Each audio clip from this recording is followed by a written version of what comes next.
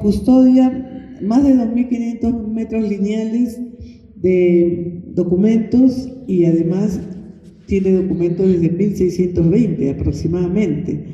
Entonces hay pues mucho que hacer, como decía nuestro poeta, hay mucho que hacer, hermanos, y tenemos que trabajar, pero estamos yendo bien, estamos en el camino correcto y vamos a tener pues que tener más cercanía, como le he dicho al directivo, para que pueda traer los técnicos que necesite para capacitarlos y para que sigan adelante. ¿Sí? La preservación del patrimonio documental del Perú, mejorar las posibilidades de su acceso y crear una mayor conciencia de su existencia e importancia para beneficio del desarrollo nacional. Ahora les explicaré. La siguiente, por favor. La principal tarea del Comité Peruano Memoria del Mundo es el registro.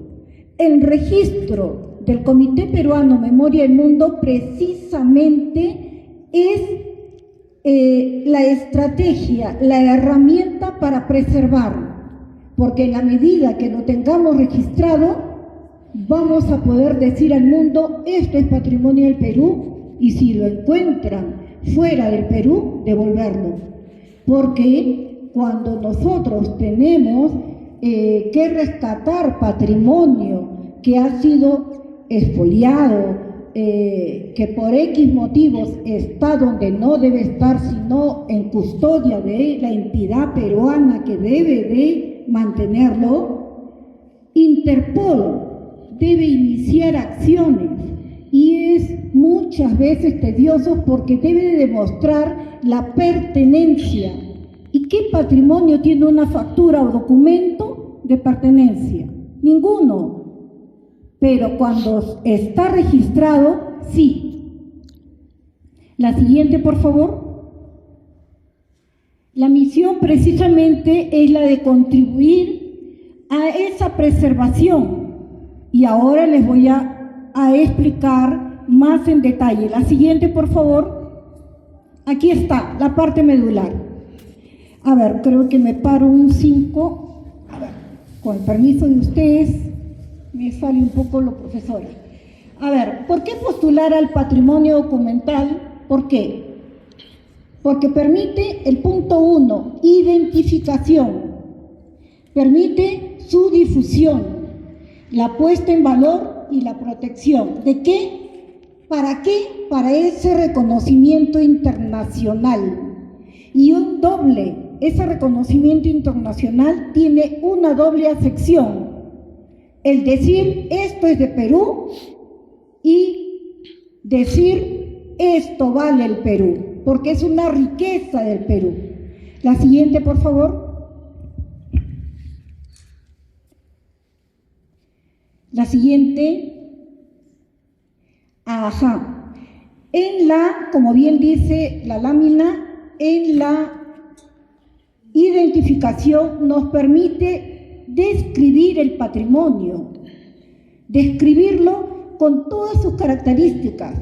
Este es el patrimonio, data de tal fecha, debe estar conservado en tal lugar, tiene tales características. Eso es la parte más importante. Primero, la identificación. Es como decir, mi documento de identificación nacional. En mi documento de identificación nacional dice quién soy yo, quiénes son mis padres, dónde nací, cuándo, de dónde soy, dónde domicilio. Todos esos datos son la identificación del registro. La siguiente, por favor. Vamos. La siguiente. La difusión. En la difusión, como ya lo tenemos identificado, nos permite decir al mundo, este documento con tales características es de Perú. Por si acaso, te aviso, esto es de Perú. ¿Sí? Entonces, esa difusión a nivel nacional e internacional es importante y así se contribuye a lo que llamamos la preservación. La siguiente, por favor. En reconocimiento internacional. Si yo ya identifiqué el documento, si yo ya lo difundí, ¿qué va a pasar? Internacionalmente y nacionalmente van a decir, yo escuché, yo fui el sujeto pasivo en esa difusión y escuché y entendí que ese patrimonio es de Perú. Por lo tanto, lo reconozco como Perú. Te conozco, tú eres de Perú. Eres de Perú y tienes tal valor, este es tu valor. Ese es el reconocimiento internacional que debemos procurar, nacional e internacional. La siguiente, por favor. La protección. En la medida que ya lo tenemos identificado, que ya difundimos, que ya lo hicimos reconocer, de esa manera lo estamos protegiendo para que nadie se atreva de hacer ningún expolio. Escuché a la especialista Marlí Rodríguez, por quien tengo un gran aprecio y admiración, la conozco, de hablar sobre los archivos religiosos. Pero les cuento una anécdota. Nosotros, como parte de nuestra tarea, visitamos el archivo de los franciscanos en Lima. Y los que nos comentó el padre allí fue, lamentablemente, lo que ocurre es lo siguiente. Nosotros, cuando hacíamos exposiciones de nuestras pinturas, de nuestras obras, el mismo día, en la noche, desaparecían determinadas obras. ¿Se dan cuenta? Entonces se entiende en parte por qué son tan cerrados, porque tienen tal riqueza que a esas, así como vemos, desde ayer reclamaba el señor Castro, el doctor Castro, poca audiencia, así como reclamamos esa audiencia, en estos eventos hay poca audiencia de intelectuales, estudiantes e investigadores, pero había mucha audiencia de amigos de lo ajeno. Eso era un tema allí. La siguiente, por favor. Vamos, niña. La puesta en valor. ¿Por qué es importante este tema de la puesta en valor? La puesta en valor es importante porque nos permite, después del registro, decir, puedo postular, yo tengo este patrimonio que tiene tal características, que todo el mundo lo conoce, que ya tiene reconocimiento. Este patrimonio lo pongo en valor, es decir, es sujeto de proyectos de inversión, porque sabemos que el patrimonio documental debe contar con infraestructura adecuada para su conservación. Eso requiere infraestructura y la infraestructura requiere financiamiento. Eso significa puesta en valor. Acá tengo tesoro que requiere financiamiento para seguir conservando. La siguiente, por favor. La siguiente. ¿Quiénes pueden la anterior? ¿Quiénes pueden presentar las postulaciones? Las postulaciones las pueden presentar todas las instituciones públicas, privadas, incluso colecciones personales, como el caso de Johnny Schuller, que tiene los mapas que acreditan la ubicación de Pisco y cómo se hacía la ruta del Pisco. Tenemos otro archivo personal de la viuda de Luis Alberto García, que imagino que para la mayoría acá, si no es para la totalidad, desconocen. ¿Quién será Luis Alberto García? Pues bien, a él se le ha declarado patrono de la aviación del Ejército del Perú. ¿Y por qué patrono? ¿Por qué? Porque este señor militar del Ejército, de la aviación, tenía como función hacer los recorridos de reconocimiento. Esa era su rutina.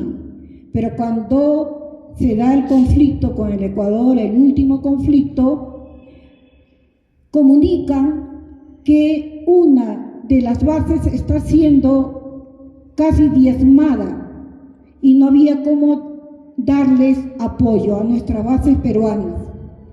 Este señor, este militar, que no estaba entrenado para acción bélica propiamente dicha de la aviación que llegó en apoyo, él no manejaba aviones de combate. Sin embargo, él con su avioncito de reconocimiento guió para lograr la defensa y de esa manera se procuró dar apoyo a los combatientes peruanos. Eso ocurrió como a las 9 de la mañana. Llegaron los comandantes de las fuerzas aéreas a felicitarlos y todas las felicitaciones. Al mediodía le vuelven a comunicar lo mismo en otra base cercana, que ocurría lo mismo y fue el mismo problema.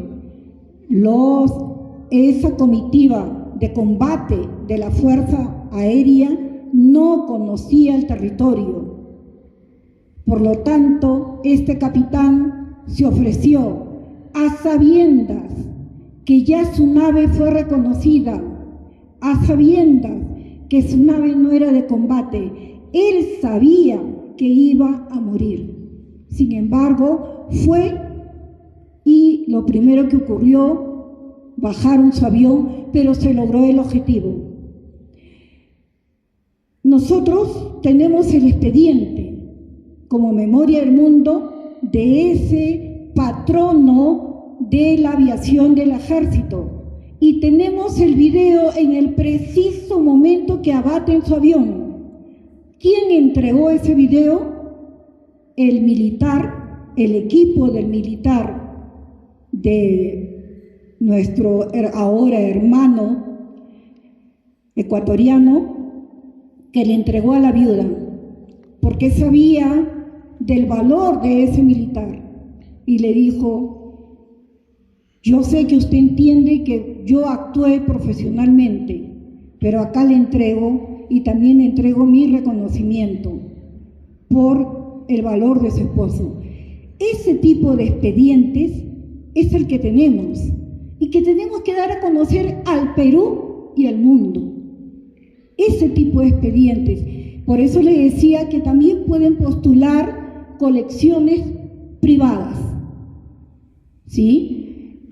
También tenemos inscrito en nuestro registro un quipu único. Tenemos un quipu y tenemos muchos otros registros que me hubiese gustado exponerles, pero ahí verán la página de nuestro comité y podrán investigar con mayor detalle. Las disculpas del caso porque nuestra página está siendo actualizada, pero igual hay información. La siguiente, por favor. Acá están las evaluaciones de las postulaciones. ¿Cuáles son los criterios que se toman en cuenta para evaluar? La autenticidad, es decir, no es copia. Es un documento auténtico, como el documento que tenemos registrado del Papa. El Papa, para poder solicitar su nacionalización en el año 2015 en que todo el mundo usaba computadoras, él presentó su solicitud en manuscrito, en la que en 2 páginas narraba brevemente su biografía y al final de esas 2 páginas expresaba su voluntad de pasar sus últimos días en Perú, o sea, quedarse hasta sus últimos días. Ese era el amor que tenía por el Perú, o que tiene por el Perú. En 4 páginas presentó su solicitud. Esos documentos auténticos y tan valiosos son los que tenemos registrados. El tiempo no significa que sea el más antiguo, ojo, sino que sea el primero de su época. Porque, por ejemplo, como les acabo de mencionar, Entonces, a la doctora María Pilar Agapito Roca. Sí, ya, listo. Muchas gracias. Entonces, se retira la doctora. Agradecemos una vez más entonces con un fuerte voto de aplausos, por favor, a la doctora María Pilar Agapito Roca. Bien, seguimos entonces con esta mesa. Ahora vamos a tener la participación de la licenciada María Friné Sánchez Sánchez. Ella es bachiller en Artes Plásticas y Visuales, con mención en Conservación y Restauración de Bienes Culturales. Es egresada de la Escuela Nacional Autónoma de Bellas Artes de Lima. Tiene experiencia, ¿no?, en conservación y restauración de documentos y libros antiguos. Asimismo, conservación y restauración de bienes artísticos, inventario y catalogación de bienes culturales, monitoreo ambiental y montaje de exposiciones. Además, actualmente se desempeña en la Unidad Funcional de Conservación y Digitalización de la Dirección de Protección de Colecciones de la Biblioteca Nacional del Perú. En ese sentido, ella hoy nos va a presentar la conferencia Plan de Conservación y Preservación de Material Bibliográfico y Documental. Para ello recibimos con un fuerte voto de aplausos.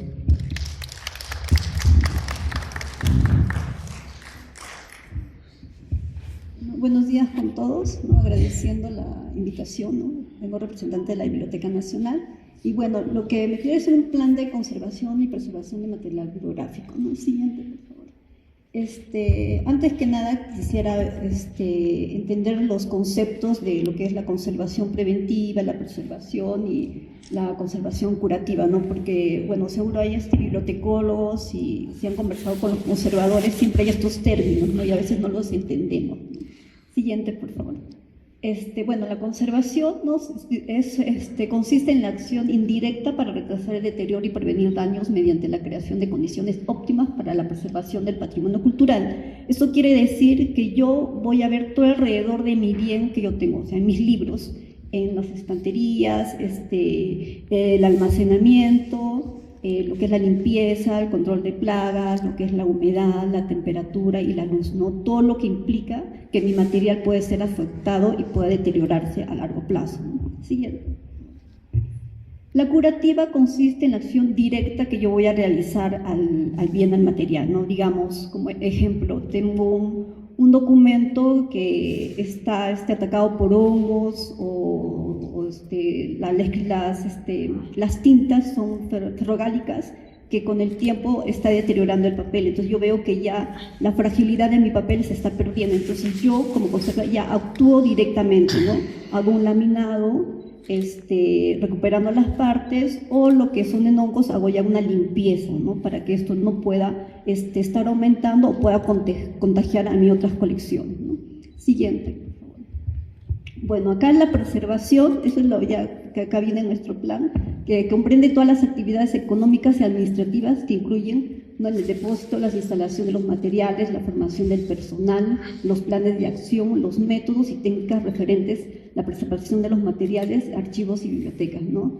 Eso quiere decir que, como habló la doctora, ¿no?, que nosotros, si tenemos un registro de nuestro bien cultural, le estamos protegiendo.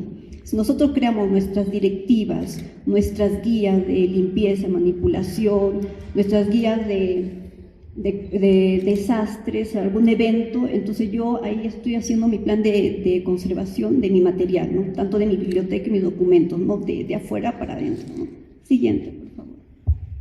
Ya, el plan de conservación preventiva, ¿no?, es un proyecto que engloba todo lo que está implicados en el patrimonio de un establecimiento público-privado, ¿no?, y que prevé la aplicación concertada de medidas directas e indirectas que ha sido desmanas, ¿no?, del deterioro de las colecciones, a fin de aumentar la esperanza de vida y garantizar la difusión para las siguientes generaciones, ¿no? O sea, nosotros ahí vamos a ver qué es lo que podemos nosotros mitigar, digamos, cualquier riesgo que pueda tener nuestra biblioteca. Siguiente. Ya. Acá coloqué lo que son 4 principales, ¿no? Que son el control medioambiental, lo que es la preparación para emergencias, la seguridad, lo que es el almacenamiento y manipulación. Aparte yo puse un ítem de investigación porque también nosotros tenemos que ver que nosotros conservamos o preservamos el material, pero no solo para nosotros, sino también es la difusión que nosotros tenemos que dar de nuestros bienes, ¿no? La investigación puede abarcar también lo que son muestras del papel, digamos, ¿no? Qué tipo de papel, las fibras, las tintas, ¿no? Donde uno pueda, digamos, o sea, ¿para qué voy a investigar? Porque quiero saber, digamos, de mi colección, tal autor, tales manuscritos, o este mismo papel del molino vino de Lima o no, de dónde ha sido. Y otro es, aparte de las exposiciones que yo puedo dar y ofrecer también a la ciudad, ¿no? O sea, tengo en los libros que no son, digamos, antiguos, tú puedes tener la luz de 50 a 100 luces, ¿no? Y eso nosotros sumamos, y es una exposición de 3 meses, digamos, sumamos, ya tengo 50 luces cada documento. Yo lo multiplico por las 8 horas más los días que esté en exposición. Entonces ahí yo hago una sumo y está dentro del rango. Entonces dije, sí, puede salir a exposición, ¿no? Y hay otros que son más sensibles, entonces se tiene que bajar, ¿no? Pero siempre tenemos ese problema de que el usuario quiere verlo, pero o sea, he entrado a unas exposiciones que hizo el Mali de fotografía, ¿no? Que es más, o sea, las condiciones son más severas que esas que en fotos, tiene que ser 10 grados y todo oscuro porque se afecta mucho porque el material fotográfico tiene otro tipo de emulsiones, ¿no? que puede afectar más. Entonces. Y justo ahora también hay una exposición en el Ministerio de Relaciones Exteriores, y a mí me parece un poco muy raro de que, siendo del Ministerio de Relaciones Exteriores, tenga una sala no tan apta para exposiciones, porque la biblioteca ya prestó unos libros y unos documentos, y justo era de la exposición que hablaba la doctora, no me acuerdo, la señora que es la primera abogada, y hay una exposición, entonces hay documentos, María Trinidad, sí. Y decía, y hay unos documentos importantes, y la biblioteca también prestó unos documentos mecanografiados de Magda Portal, originales. Entonces uno tenía que ir con la luz, o sea, con el isómetro, medir y todo, ¿no? Pero nos dimos con la sorpresa de que el director dijo, no, mejor un facsímil porque creo que toda la luz esté prendida, pero hay materiales también, no de nosotros, sino de otros, que también es una responsabilidad de que tú vas a exponer, pero también tienes que darle esa seguridad al material. No es porque yo quiero difundir, está bien la difusión, pero también tienes que respetar y que esos libros también para otros pueda ser para otras exposiciones, ¿no? Ya. Siguiente, por favor. Bueno, la ventilación también es algo muy importante, ¿no? Que el aireamiento, eso nos ayuda de que también no estemos acumulando, sino tengamos un microclima, ¿no? Que a veces se lo han escuchado. Entonces siempre es importante tener lo que es la ventilación para no generar los hongos, los insectos, ¿no? Siguiente, por favor. La preparación para emergencias, ¿no? Siempre, como hablamos, tenemos que hacer esas guías para estar nosotros, prepararnos sobre la gestión de riesgo de desastre, ¿no? Para bibliotecas, ¿no? Que prestamos nuestros libros, en salas de lectura entregamos nuestros libros y al final se perdió, rasgaron una hoja, lo han marcado. Bueno, también eso de las...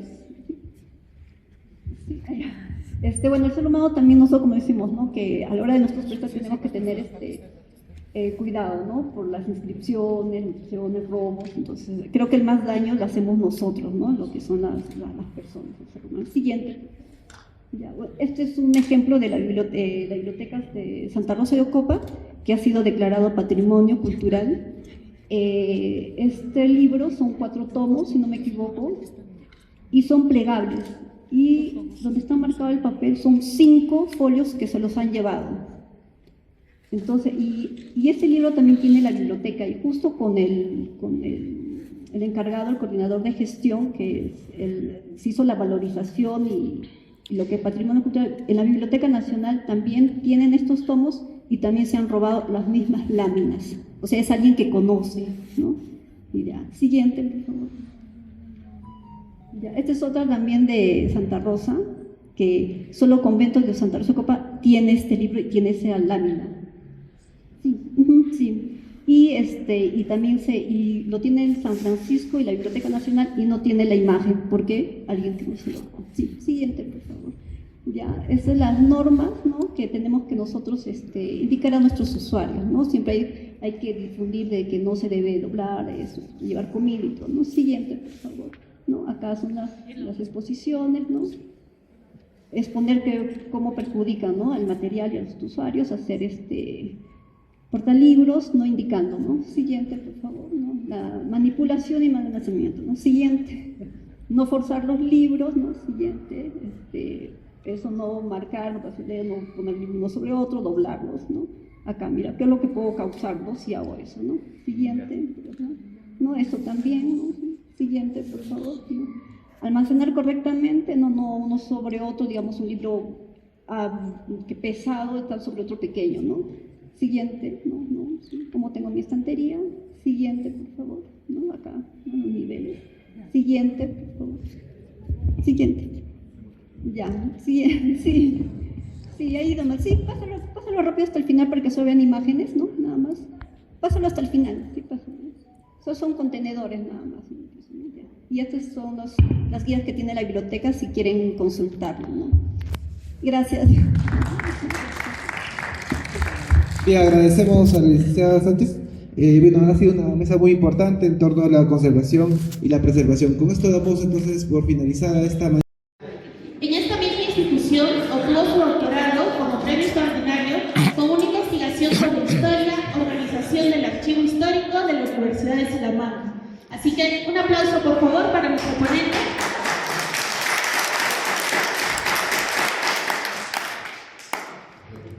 Buenas tardes. Tiene unos condicionamientos prácticos y fundamentales. Bueno, en principio está pensado para 30 horas. En principio está pensado para 30 horas. Y el objetivo final es que las personas que asisten hagan un esbozo de proyecto de investigación en aquellos temas que quieran, o de forma conjunta, de tal manera que posteriormente se pueda dar vida a esos esbozos de investigación. Así es como otras veces he tenido ocasión de impartir este módulo o este taller de proyecto de investigación. Porque soy consciente de que todos estamos ya un poco cansados. Claro, en 1 hora y 5 minutos o 1 hora y 10 minutos, naturalmente la carga teórica es importante, la carga magistral, por así decirlo. Entonces yo les voy a rogar que me levanten la mano y me formulen las preguntas que vayan teniendo, me interrumpan, ¿de acuerdo? Para que de todas formas pues podamos intervenir o podamos resolver las dudas a medida que las vayamos teniendo. ¿De acuerdo? Si no les importa, y así también el taller pues resulta un poquito más dinámico y no soy yo solo el que habla. ¿De acuerdo? Bueno, estos son todos los aspectos que yo pensaba tratar. Primero, ¿qué es un proyecto de investigación? En segundo lugar, ¿cómo iniciar un proyecto de investigación? ¿Cómo se elige el tema? Esto no es una cuestión baladí, es una cuestión importante. En tercer lugar, ¿qué debe incluir todo proyecto de investigación? En cuarto lugar, análisis de todos esos elementos o todas esas partes que debe incluir el proyecto de investigación. Cómo se redacta un proyecto de investigación y cómo se expone. Claro, ya entenderán que cada una de esas cosas pues daría para mucho, ¿de acuerdo? Cuando hablo de proyecto de investigación, no entiendan solo un proyecto de investigación universitaria. Soy consciente de que muchos de ustedes están trabajando en bibliotecas, en archivos, y a veces tienen que redactar proyectos de investigación pues para solicitar, no sé, presupuestos a los órganos políticos correspondientes. Claro, y ahí tenemos que saber, digamos, sugestionar, seducir, para que lo que nosotros propongamos sea competitivo y sea susceptible de ser recibido bien y nos den la subvención correspondiente. Bueno, vamos a comenzar, por tanto, no les quiero aburrir, voy a ir pasando a lo mejor de forma muy rápida. Por eso les digo que si tienen dudas, bueno, cuando hablamos de qué es un proyecto de investigación, pues podríamos hablar de tres cosas. Primero, la importancia de la investigación. En segundo lugar, qué es un proyecto. Y en tercer lugar, por qué un proyecto de investigación. Bueno, investigación viene del verbo latino investigare, que viene a su vez de vestigio, que significa huella. Es decir, buscar las huellas para descubrir algo. Podría ser dicho de forma muy sucinta lo que es la investigación. Por tanto, es una actividad intelectual para obtener nuevos conocimientos o para aprender, para poner en marcha servicios y productos nuevos. Nace de la observación. Nosotros constatamos algo, observamos algo y a partir de ahí intentamos resolver aquello que consideramos que es una pregunta de la investigación y a través del método. ¿Qué es? Bueno, actualmente hay dos tipos de investigación, esto me lo voy a saltar. Una es la investigación básica y otra es la investigación aplicada, pero esto es menos importante, menos relevante para lo que ahora nos concierne. ¿Qué es, por tanto, un proyecto de investigación? Un proyecto de investigación no es la investigación en sí, no confundamos. No estamos todavía realizando la investigación, pero ponemos las bases para hacer la investigación. ¿Por qué? Porque proyecto viene del latín projectio, acción de echar adelante o a lo lejos, hacer que una cosa vaya a parar a determinado lugar. Por ejemplo, Julio César, cuando decía alea iacta es, la suerte está echada, bueno, eso no lo decía Julio César, no sé por qué Julio César, eso está en la Biblia. Antes de este proyecto, pro y hacer, lanzar hacia adelante. Por tanto, un proyecto de investigación es la planificación y aplicación de un conjunto de actividades relacionadas entre sí de manera coordinada, pues para crear un producto, un servicio o un resultado. Ya digo que no es el trabajo de investigación. Pero para hacer el trabajo de investigación siempre es necesario previamente hacer un proyecto de investigación. Siempre que queramos realizar alguna investigación, ya sea en una institución, ya sea en la universidad, ya sea para hacer una tesis de maestría, una tesis doctoral, o en una institución para hacer una investigación determinada, debemos hacer un proyecto de investigación. Un proyecto de investigación, por tanto, sirve para delimitar. Esto es muy importante cuando hacemos la investigación. A veces empezamos haciendo una investigación y si no delimitamos bien, acabamos investigando cosas que no tienen nada que ver con lo que nosotros queríamos hacer al principio. Hay que delimitar claramente lo que queremos hacer. Hay otras muchas cosas que quedan sin hacer, pues claro, sin ninguna duda, pero es que nosotros pretendemos hacer lo que queremos hacer, nada más. Hay que delimitar, hay que clarificar las ideas, hay que planificar conceptual y temporalmente, y después hay que coordinar todos esos elementos. Para eso es para lo que sirve un proyecto de investigación. ¿Y por qué, por tanto, un proyecto de investigación? Como les decía antes, porque es una necesidad para muchas cosas, como les comentaba. Y en él debo responder a esas cuatro cuestiones. ¿Qué quiero saber? ¿Qué quiero saber? ¿Cuál es el problema teórico que quiero resolver? ¿Por qué lo quiero hacer? ¿Vale la pena? ¿Tiene que tener una trascendencia social? ¿Y cómo lo voy a hacer? Eso es lo que intenta resolver un proyecto de investigación.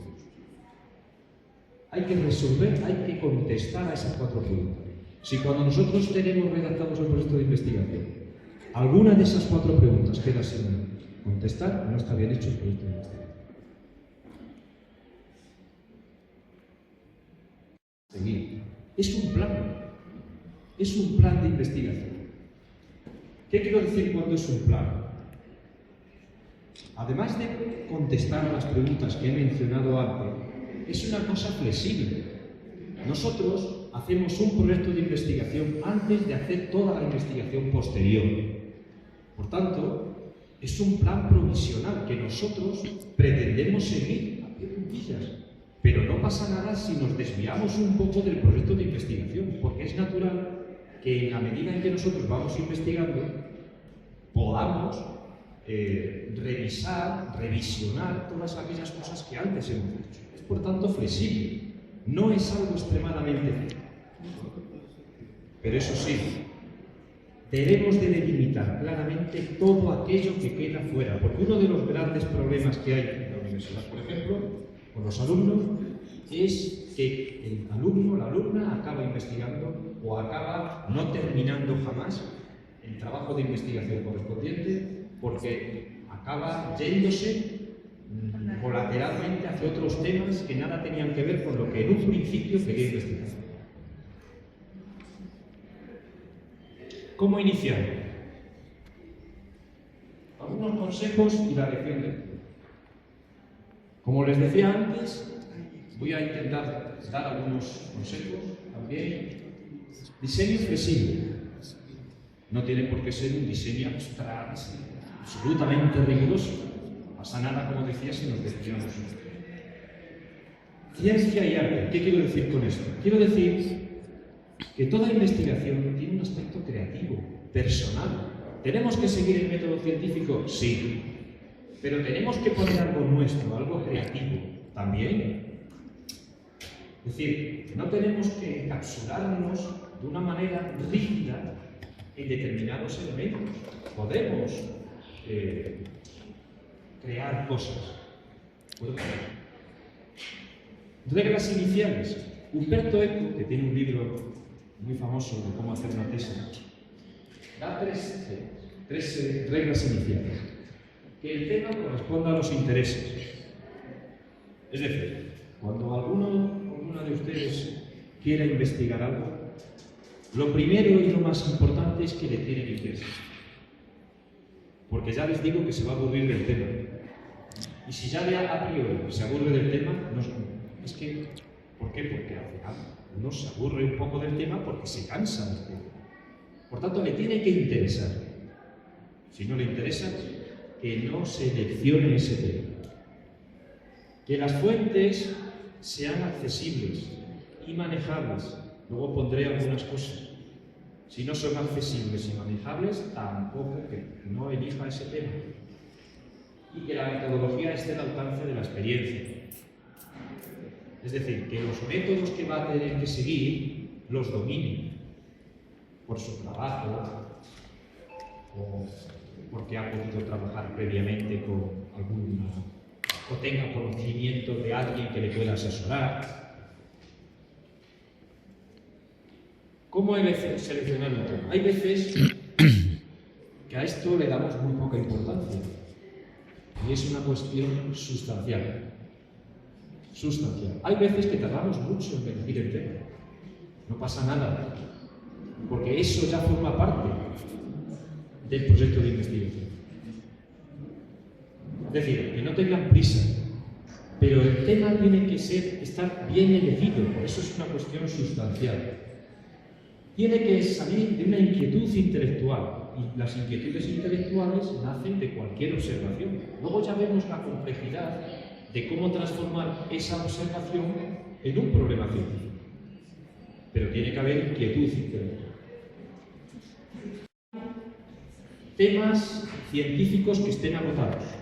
Hay veces que nos dicen, eso ya está hecho. Eso siempre hay elementos nuevos, por pequeños que sean. No hay que desconsiderarlos. No se vengan abajo o no se vengan atrás porque haya ya muchas cosas hechas sobre el tema. Es posible que las haya, pero siempre vamos a encontrar alguna cosa específica que a nosotros nos resulte relevante que no esté hecha. No hay cuestiones agotadas. Lo que hay son personas agotadas en las cuestiones. Dicho de nuevo. Por Por tanto, no tengan pereza, escojan bien y seleccionen aquello que realmente les interesa. No hay que desmerecer la teoría a la práctica. A veces, cada vez más, estamos viendo que hay muchas investigaciones de carácter práctico y sin rigor teórico. Yo, sinceramente, no lo veo bien. Entre otras cosas porque no hay tanta diferencia, no hay tanta distinción entre teoría. No hay investigación aplicada sin investigación. No hacer proyectos de investigación panorámicos. Otro consejo. Son proyectos, tesis peligrosas. Esas normalmente se hacen cuando uno ya es una persona mayor y ya tiene una visión genérica sobre una disciplina, sobre un tema. Entonces puede decir, pues voy a trabajar, ya que llevo 40, 50 años trabajando sobre el tema de los archivos en Perú, voy a hablar un poco sobre las historias de los archivos. Y voy a hacer un libro, una investigación, pues eso, digamos, final. Pero no es conveniente para alguien que comienza a hacer tesis o proyectos de investigación panorámica. Son un poco actos de soberbia. Por tanto, conviene transformar esas tesis panorámicas o esos proyectos panorámicos en proyectos un poco más específicos. En vez de hacer la historia de los archivos en Perú, pues vamos a ver una tipología de archivos y vamos a ver unos años, por ejemplo. Y luego ya vamos a ir avanzando poco a poco. Conclusión. Cuanto más se restringe el trabajo, el proyecto de investigación, más fácil es. Más fácil es. Pero volvemos al principio. Cuidado con no salirnos del tema ni salirnos de la cronología que teníamos fijada. Porque al final uno comienza en 1970 hablando de los archivos universitarios y nos retrotraemos al origen de las universidades en Perú.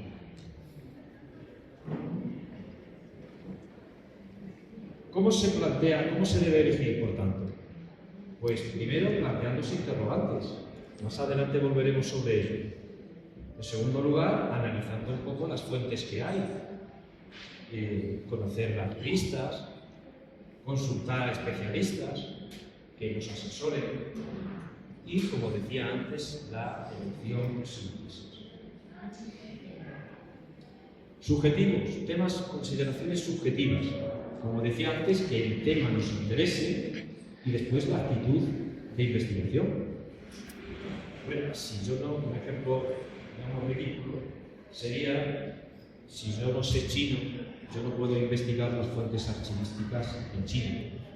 Por tanto, tenemos que tener actitud del investigador, lógicamente. Es un tema, es un ejemplo un poco ridículo, pero nos sirve para que comprendamos lo que quiero decir. Y luego, yo siempre doy algunos consejos para que la selección del proyecto de investigación para conseguir recursos, por ejemplo, pues sea más fácil. Por ejemplo, la originalidad del tema, la utilidad, que tenga buena acogida. Hay temas, todos sabemos, que están más en vigor que otros, en muchos conceptos, tanto bueno, posiblemente ahora sea más útil o es más susceptible de conseguir recursos en archivos o en bibliotecas para la digitalización del patrimonio, para la prevención del digital, que para a lo mejor otras cosas. Bueno, pues a veces conviene que una parte del proyecto pues incluyamos eso. Que se dispongan de fuentes y una cosa importante, acorde al tiempo. Es decir, cuando elijamos un tema y tenemos que presentar la investigación en tanto tiempo, pues que seamos conscientes del tiempo que tenemos. Hay que quitarle hierro a la elección del tema. Es decir, que no consideremos que la investigación o el proyecto de investigación que vamos a hacer es el único proyecto de investigación que vamos a hacer en nuestra vida. A lo mejor ni siquiera es el más importante, pero tenemos que ponernos en marcha. Que hay veces que un poco nos paraliza la sensación de que lo que vamos a hacer es extremadamente importante. acuerdo? Bueno, estos son ¿cuáles son los elementos que debe incluir todo proyecto de investigación? Bueno, aquí los voy simplemente a nombrar y después los vamos a ir explicando, ¿de acuerdo? Tenemos unos elementos iniciales, que son todos esos, unos elementos centrales, que son todos esos, y unos elementos finales. Como ahora lo voy a ir viendo, y tenemos poco tiempo, vamos a ir ahora analizando un poquito todo. ¿Tenemos alguna cuestión hasta ahora? No sé si tienen alguna sobre la elección del tema, por ejemplo.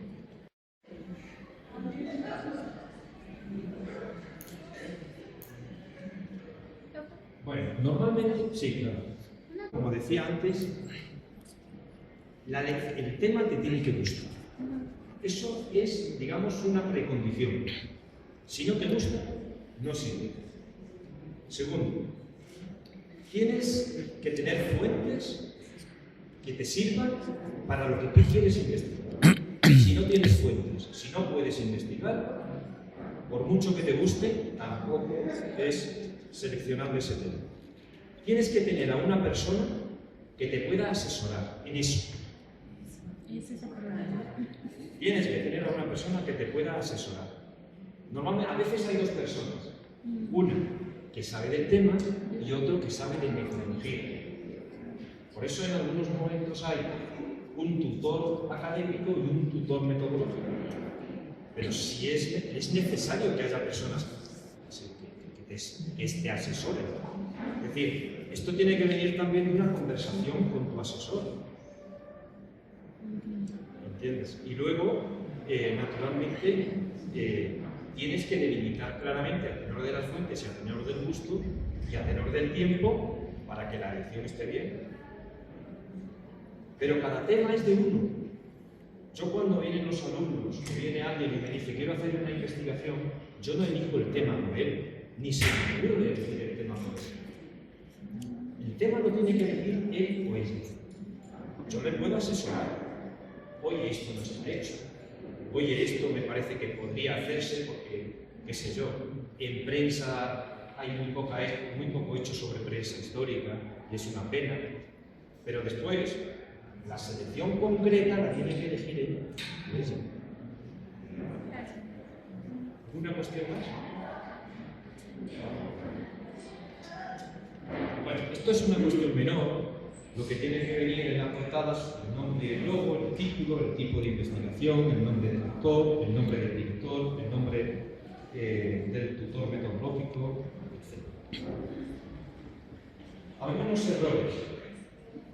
Bueno, no utilizar tipografías, no poner puntos tras el título, no poner comillas en el título, no poner el logo demasiado grande, etcétera, etcétera. Son cuestiones menores, formales, pero que también es importante. ¿Cómo elegimos el título para el proyecto de investigación? Pues también es una cosa importante, aunque parezca que no. Debe ser conciso, pero preciso. El título tiene que delimitar el problema de la investigación. Debe representar el objetivo general de la investigación, que ahora veremos qué es. Cuando nosotros hacemos un proyecto de investigación, no podemos hacer, vamos a hacer una investigación seria, una investigación rigurosa, en el título no puede aparecer aproximación a, introducción a. No. Usted no se aproxime, usted investigue determinada cuestión. Debe ser atractivo, huir de los títulos retóricos. Ahora voy a poner algún ejemplo después. Y ojo, nosotros podemos poner un título del proyecto de investigación y después ese título puede tener cambios. Es normal que después nosotros modifiquemos cosas que tenemos hechas en el proyecto de investigación. Eso es normal, es lógico, porque la investigación en sí misma nos va a ir, digamos, marcando un poquito el camino. Entonces es normal que cambiemos algunas cosas. ¿De acuerdo? Ejemplo de título. Por ejemplo, análisis de los archivos parlamentarios en Perú en la primera década del siglo XXI, evolución y características. y no los archivos parlamentarios un reducto en un mar de incertidumbre. Por ejemplo, estoy poniendo ejemplos ridículos, un poco exagerados para que se entienda. No podemos poner ejemplos retóricos, ¿de acuerdo? Los archivos personales y sus propiedades distintivas. Ejemplo de tal archivo personal. Y no, son los archivos personales peculiares. El título nunca puede tener una interrogación. Porque justamente esa es la pregunta que nosotros nos hacemos, en todo caso. Pero no puede ser correspondida con el propio título de la investigación, del proyecto. Bueno, luego vienen los demás títulos, los demás apartados de la tabla. Bueno, luego viene la tabla de contenidos, que es una guía que también puede ser modificada, que debe ser exhaustiva, precisa, que puede haber diferentes partes, diferentes capítulos, epígrafes, subepígrafes. Importante, utilizar siempre el mismo elemento. Si utilizamos números, si ponemos 1, capítulo 1, capítulo 2, capítulo 3, no está bien que luego pongamos dentro del capítulo 1 apartado A, apartado B.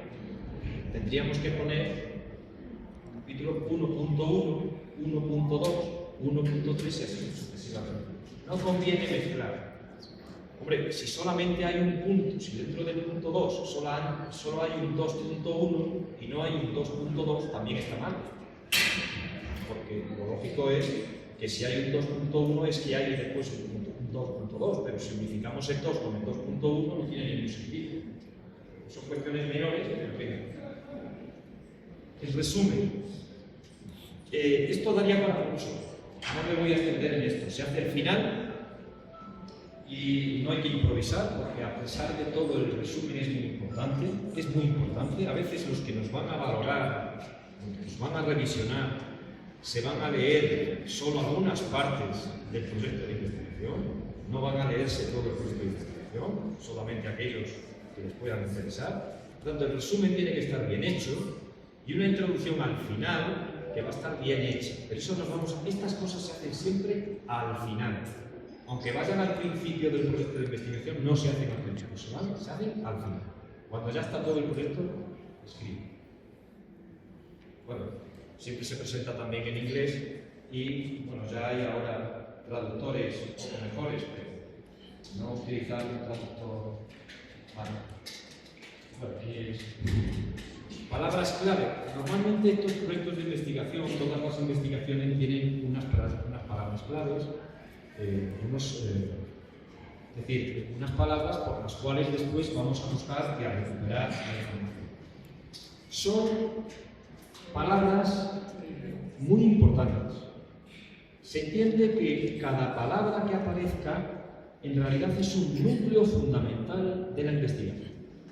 Es decir, si nosotros hablamos de archivos parlamentarios, pues pueden ser archivos, porque pueden ser sintagmas, pueden ser archivos parlamentarios, o podemos poner archivos y parlamentos. Pero esas dos palabras son nucleares. A veces no es tan sencillo seleccionar las palabras, pero hay que hacerlo. Normalmente no se eligen más de 5, ¿de acuerdo? Hay a veces que nos encontramos con proyectos de investigación tienen 20 o 10 o 15, no es bueno. Hay unos códigos también que a veces nos obligan a incluir, que son los códigos UNESCO, los códigos NACS, los códigos FON.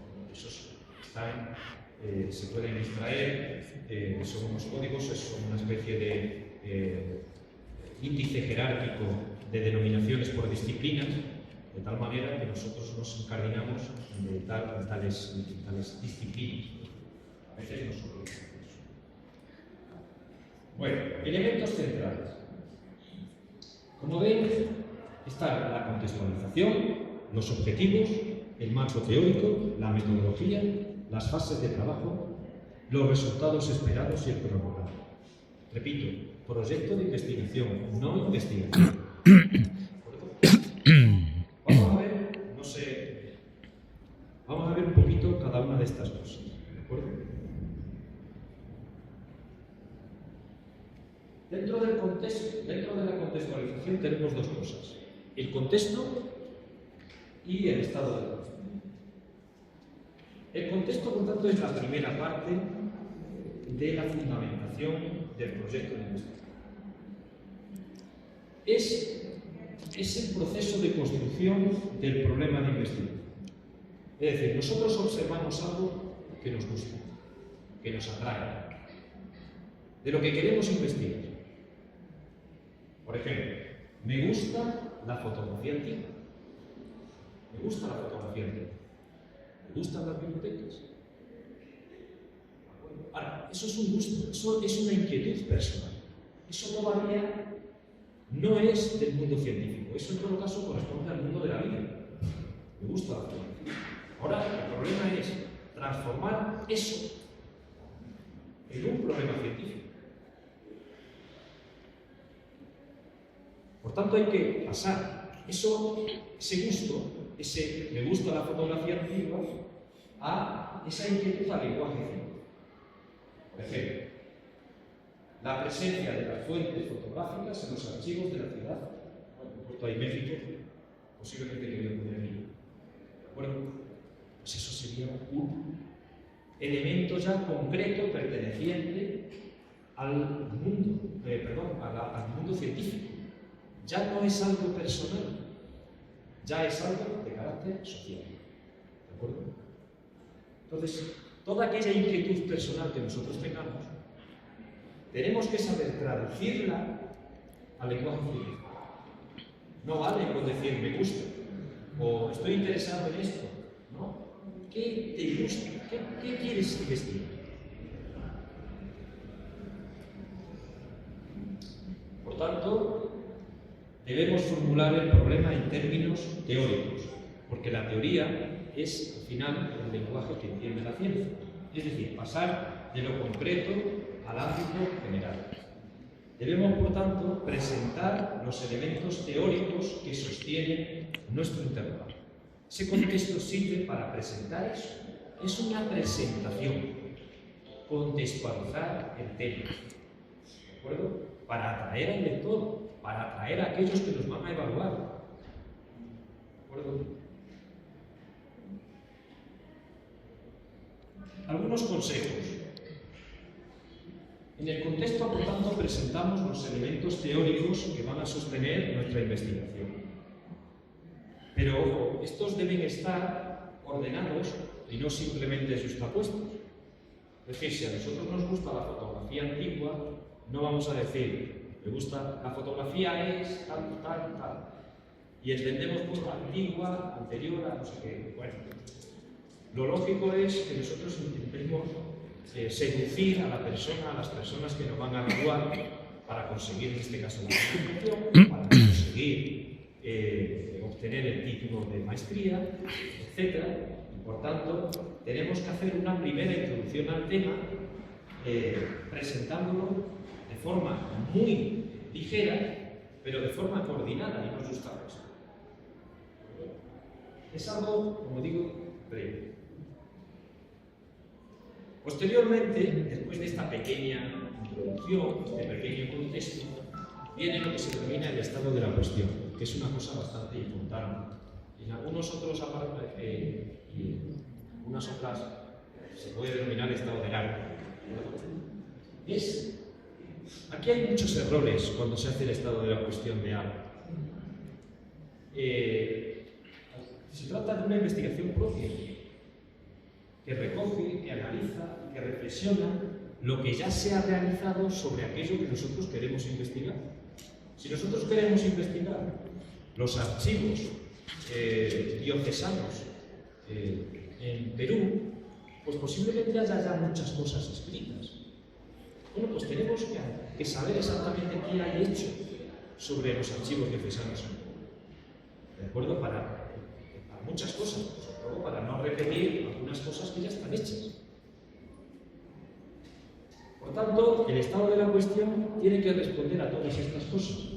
¿Qué se ha investigado sobre los archivos diocesanos en Perú? ¿Cómo se ha investigado? ¿Desde cuándo se debe investigar? ¿Por qué razones se ha investigado ese tema? ¿A qué conclusiones se ha llegado?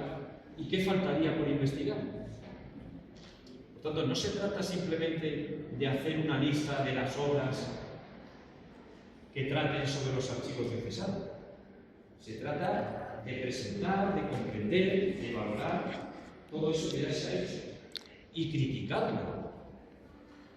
Pues solo se ha criticado, solo se ha hecho de los archivos diocesanos estudios sobre la clasificación documental o estudios puntuales concretos sobre determinados archivos, pero no hay nada realizado de forma genérica. O se ha realizado solo los archivos diocesanos, se han estudiado únicamente a finales de la década de no sé cuánto, pero no se ha realizado, no sé. Es decir, habría que hacer un análisis de lo que se ha hecho y hacer una sistematización. Es decir, el estado del arte no consiste únicamente en presentar lo que hay hecho. Se trata de sistematizarlo, de analizarlo y de criticarlo. ¿De acuerdo? ¿Qué tendencias ha habido? Pues es que no hay nada hecho sobre los diocesanos. Los objetivos. Aquí hay 4 cosas. Una, la pregunta, el objetivo general, los objetivos específicos y después la relevancia y la justificación. Todas esas cosas tienen que venir en nuestro proyecto de investigación. La pregunta de investigación es previa, es decir, nosotros no sabemos, no podemos determinar el objetivo general si previamente no nos hacemos una pregunta de la pregunta de la investigación, que debe ser una, que se va a corresponder en mucho con el título que pongamos al trabajo. Por tanto, la pregunta debe resumir el problema de nuestra investigación y debe comenzar por qué, por cuándo y más claro, por cómo. La pregunta que nosotros nos hacemos, ¿de acuerdo? Pero no debe implicar esa larga. Por ejemplo, ¿hay relación entre la fotografía antigua y la burguesía? Vamos por caso. ¿O las clases altas? Esa respuesta ya es o sí o no. Por tanto, esa pregunta está mal hecha. La pregunta de la investigación no se puede responder nunca ni con un sí ni con un no. Tiene que ser algo mucho más complejo. Sería, ¿cuál ha sido la relación entre la burguesía y el uso de la fotografía? Esa sería la pregunta de la investigación. ¿De acuerdo? Es decir, la pregunta que nosotros nos hacemos para investigar no puede ser contestada con un sí. Por tanto, consejos. Hay que tener cuidado con las palabras que se utilizan cuando nosotros formulemos la pregunta de la investigación.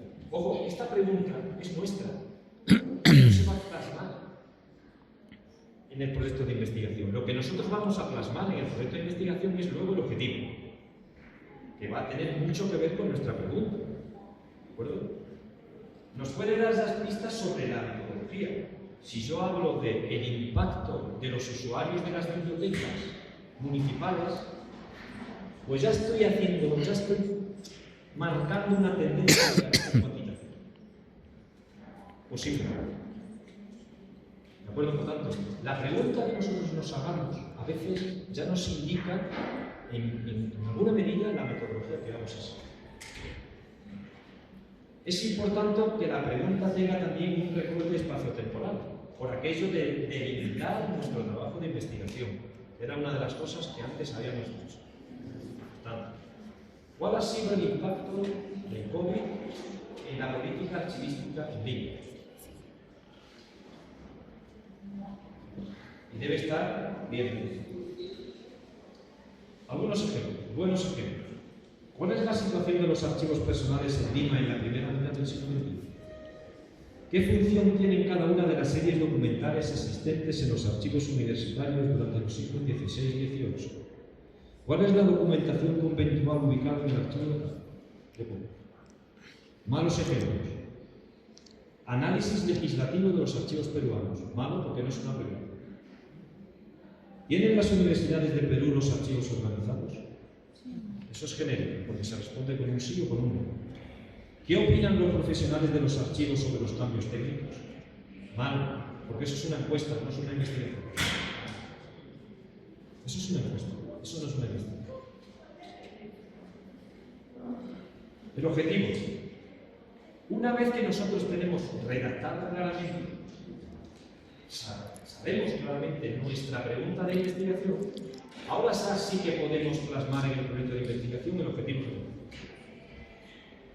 Por tanto, la diferencia es que la pregunta es una pregunta y el objetivo ya es una afirmación que se inicia normalmente con un verbo en infinitivo y que precisa aquello que se pretende conseguir. Es decir, que mientras la pregunta es el inicio del trayecto, el objetivo responde al fin del trayecto.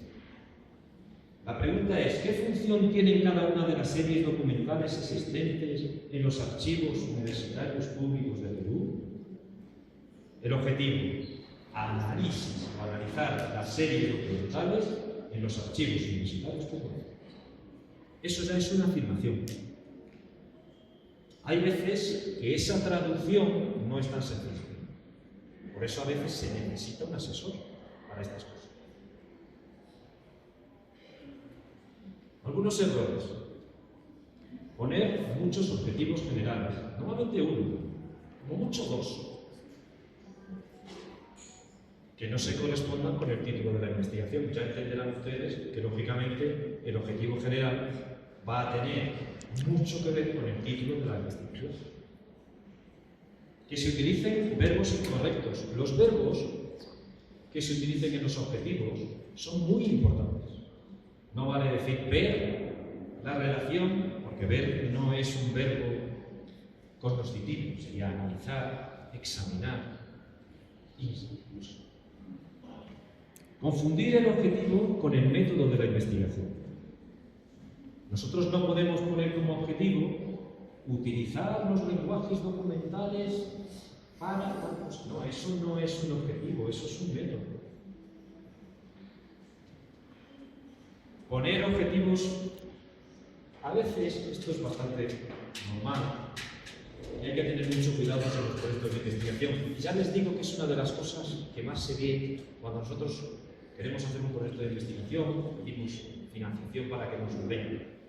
Cuando nosotros, en el ansia iba a decir, de que aquello tenga mayor relevancia, ponemos objetivos genéricos muy grandes, que ya claramente van a ser imposibles de conseguir. Por tanto, no conviene poner objetivos genéricos imposibles de cumplir o objetivos que no se correspondan con nuestro objetivo. Cada objetivo genérico, uno o dos, después va a tener sus objetivos específicos. ¿Para qué sirven? Pues para explicar, para aclarar el objetivo general, precisándolo. Ojo, no pueden sobrepasar al objetivo genérico. Si son específicos, son menores que el objetivo genérico. Es decir, si el objetivo general es analizar las series documentales en los archivos tal, el objetivo específico no puede ser comparar los archivos tal con otros archivos. No, eso es un objetivo todavía mayor. Los objetivos específicos son menores que el objetivo general. Y una cosa importante, no confundir con las etapas de la investigación, con el plan de investigación. Es decir, los objetivos específicos no es, imagínense que yo quiero hacer, no sé, un gestor documental automatizado para los archivos conventuales. Y pongo, pues en primer lugar, hacer un programa de gestión documental.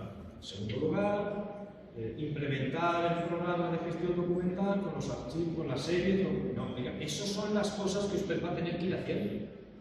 Las etapas. Eso no son los objetivos específicos. No sé si me estoy explicando. No confundir los objetivos específicos con las etapas de la investigación. Algunos consejos no deben ser demasiados, no forzar los objetivos, es decir, no poner demasiados, no forzar los objetivos, cada uno de ellos debe tener posteriormente una conclusión, es decir, que no pongamos demasiados objetivos específicos, no es necesario. Cada uno de ellos debe comenzar con su verbo infinitivo. Los verbos normalmente son de diferentes grados, mientras que el del objetivo general puede ser analizar, el del objetivo específico puede ser identificar, describir, etc. Y después tienen que tener un cierto orden lógico. Es decir, si nosotros primero identificamos las series, después detallamos las funciones y actividades, vamos a seguir el orden lógico. No vamos a comenzar por lo último, vamos a comenzar por las etapas funcionales. Algunos errores de los objetivos específicos, que se salgan del marco del objetivo general, que repitan el objetivo general, que sean demasiados, que no se den un orden lógico, que solamente sirvan para transmitir los pasos de la investigación, o que se correspondan únicamente con los aspectos metodológicos y no con los...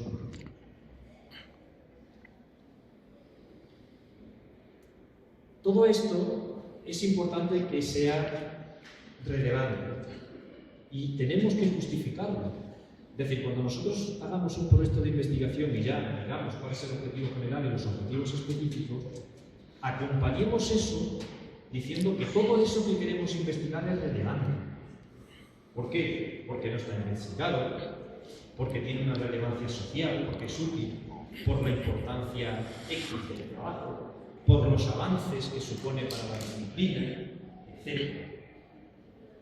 También es bueno que nosotros nos hagamos partícipes de alguna corriente, es decir, nos incardinamos en tal corriente, en tal escuela que ya ha trabajado sobre estas cosas, que no es una cuestión únicamente individual, que nosotros no, oiga, que esto ya es una corriente que ya viene de tiempo atrás, que ha sido estudiada, es una corriente científica importante y nosotros nos sumamos a esa corriente.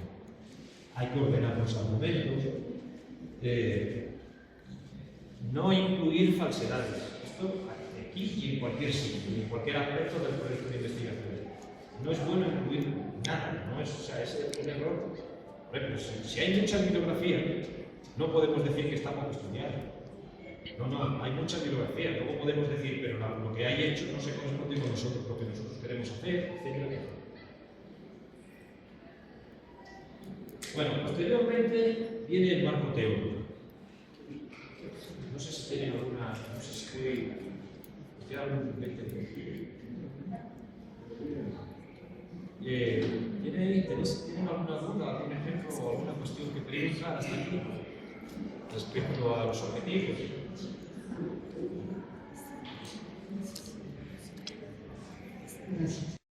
El marco teórico a veces es lo más complicado de realizar.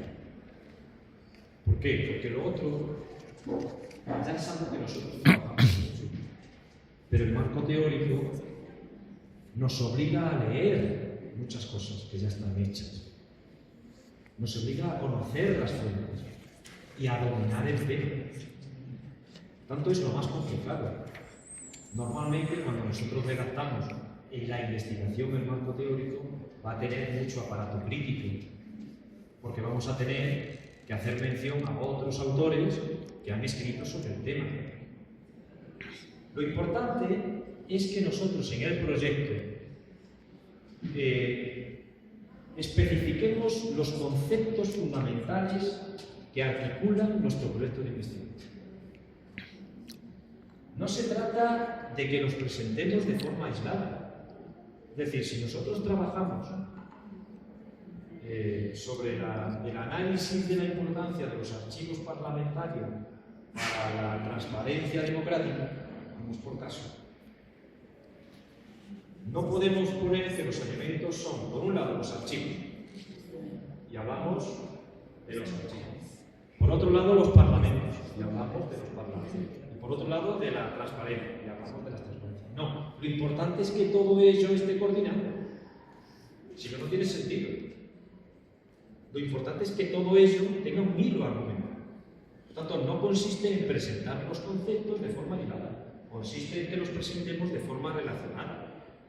Porque si no, estamos utilizando conceptos como pretextos para llenar páginas. ¿De acuerdo? Entonces, tenemos que tener cuidado con eso. Por tanto, no se trata de resumir la teoría.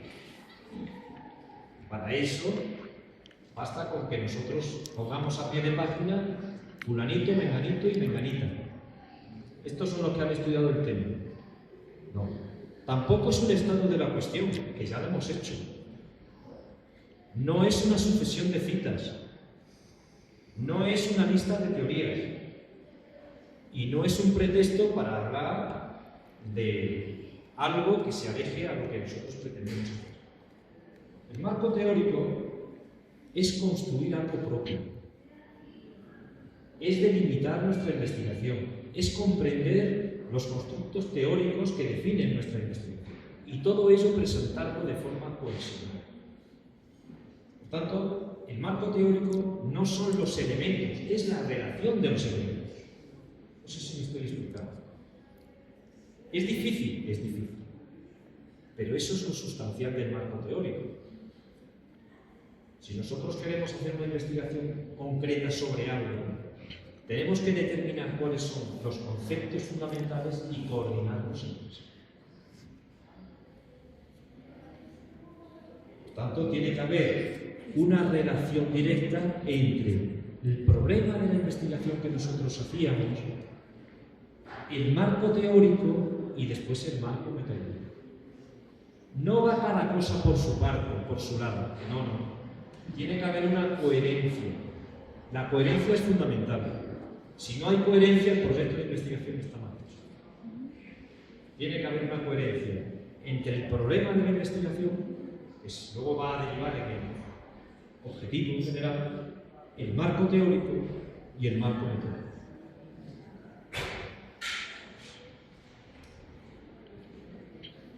Bueno, todos estos criterios podríamos extendernos mucho sobre ello. ¿Cómo se seleccionan los conceptos? Tienen que ser pertinentes. Es decir, no podemos seleccionar conceptos que nada tienen que ver con nuestro proyecto de investigación, con nuestro problema de la investigación.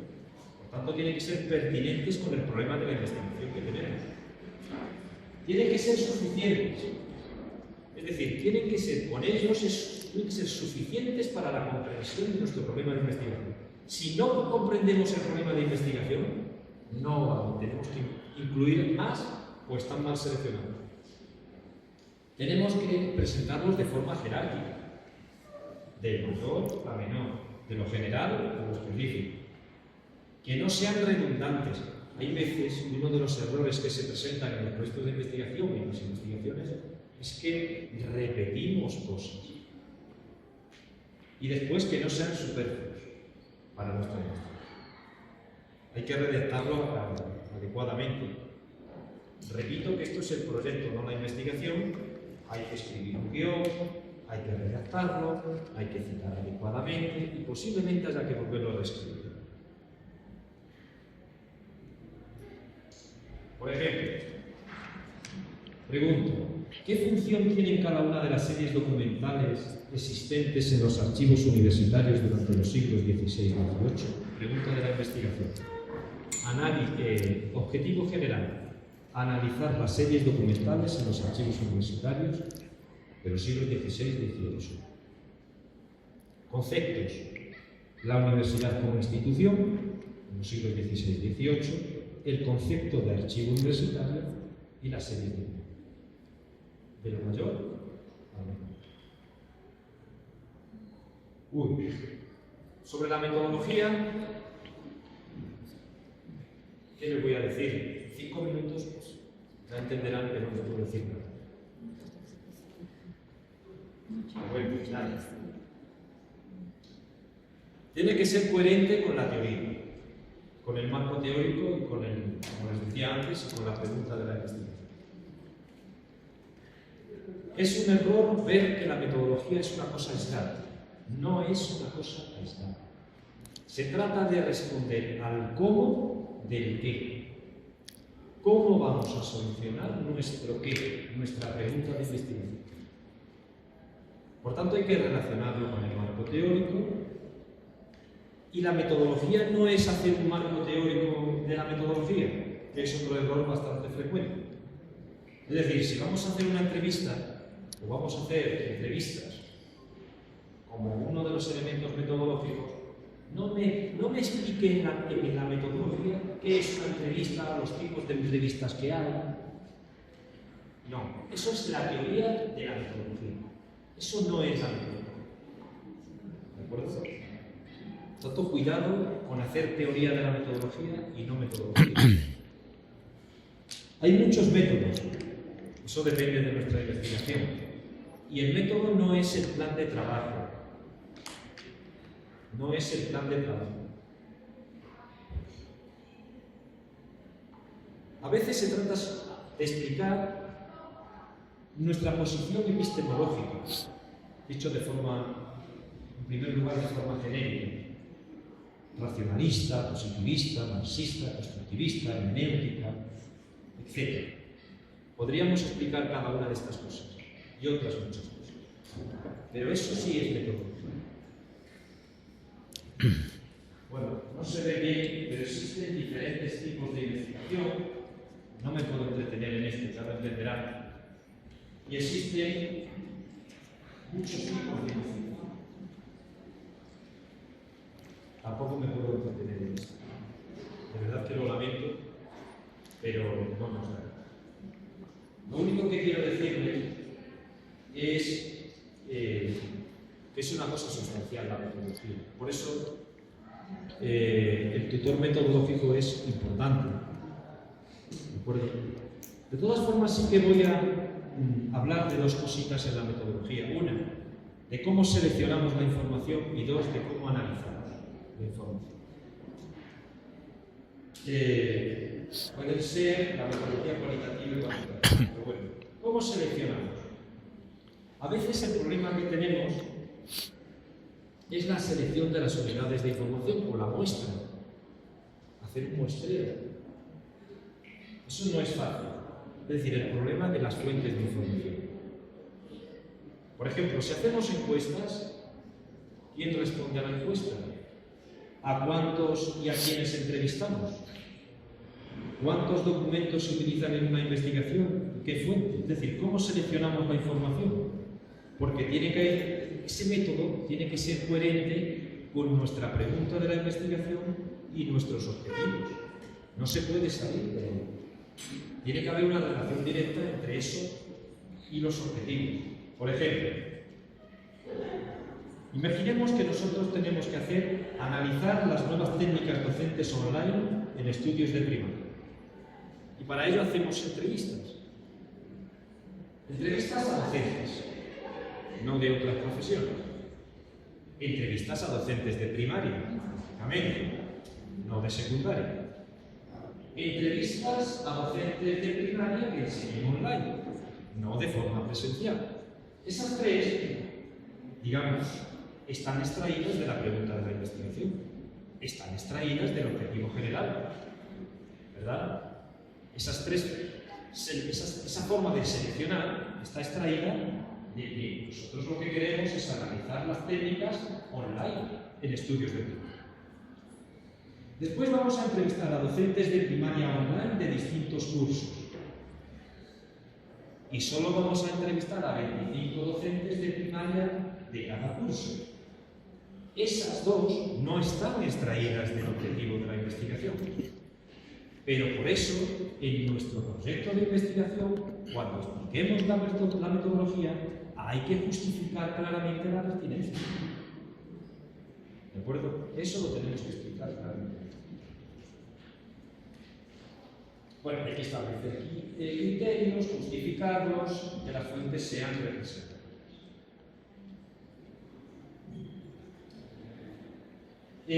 Claro, si a veces la muestra es complicada realizarla y depende de la homogeneidad del todo.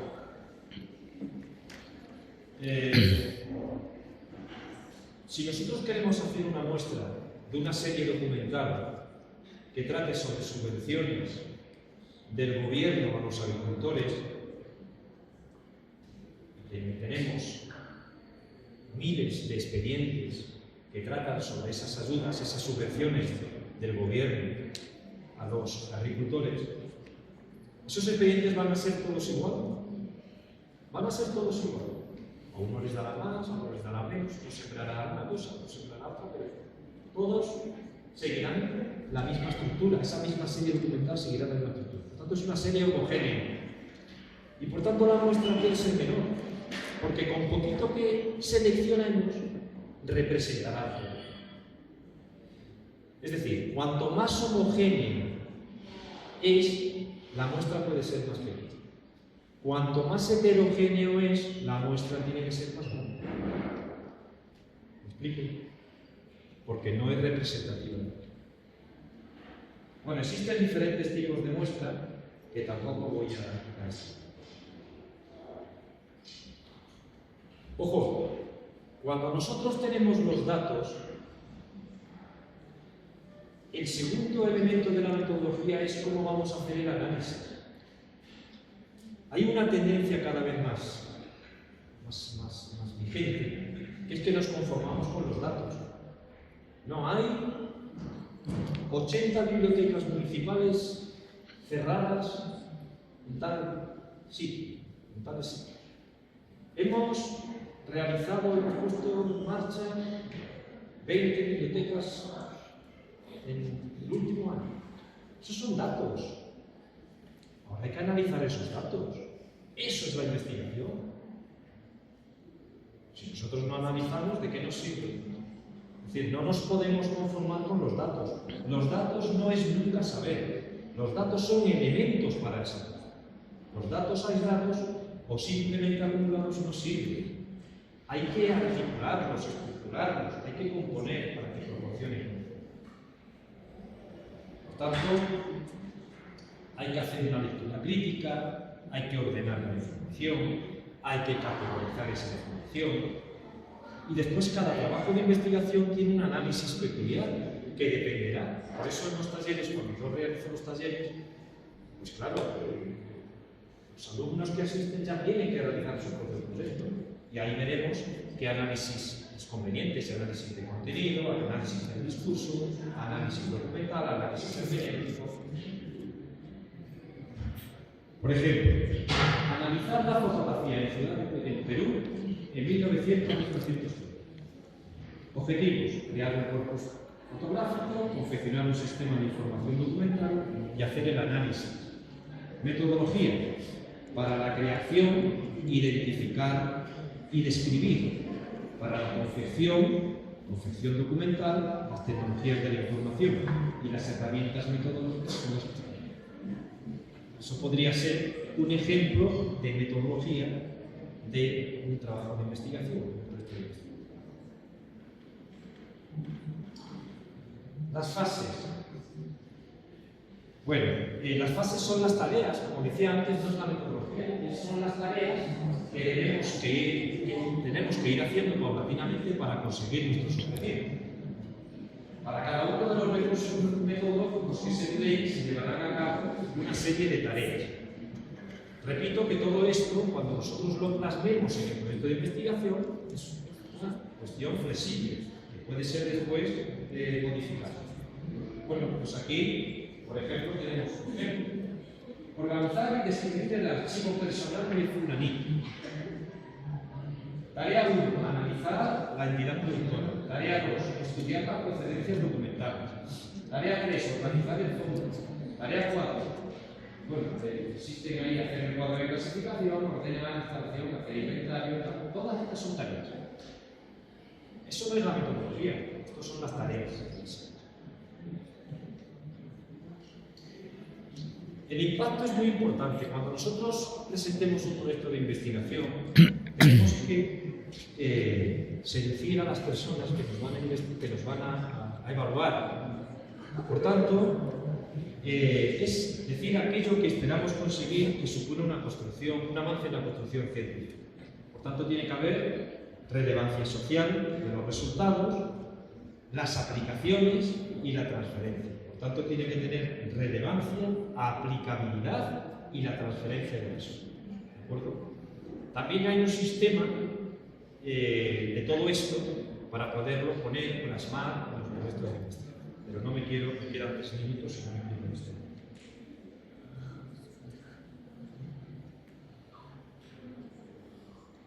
Y después tenemos que hacer un cronograma. Un cronograma. El cronograma es el calendario de realización. También se denomina a veces cartagama, que es lo que nos piden. Que vamos a que vamos a tardar en realizarla para cada una de las tareas. Tenemos que ser realistas, tenemos que cumplir lo prometido, deben de aparecer todas las tareas. Por ejemplo, este sería la carta de las tareas que antes hemos hecho. Y bueno, después vienen las referencias y los años. En cualquier caso, yo les animo a que hagan un proyecto de investigación. Tengo más, pero no me quiero extender más. Y en principio eso es todo. No me quiero extender porque ya está cansado. Muchísimas gracias. Gracias a la ponencia. Es un tercer encuentro hispano-peruano, ¿no? De microbiología, sobre todo comunicación. Y para nosotros como Universidad Continental nos fomenta este tipo de lazos, estas vinculaciones con instituciones claves que marcan un tema cultural, ¿no? Sé que hay una serie de actividades en la semana de las cuales nosotros vamos a estar también presentes. Así que yo les agradezco muchísimo, primero la ponencia nuevamente y sobre todo la presencia de cada uno de ustedes a nuestra institución. Muchísimas gracias, que tengan buenas tardes. Muchas gracias.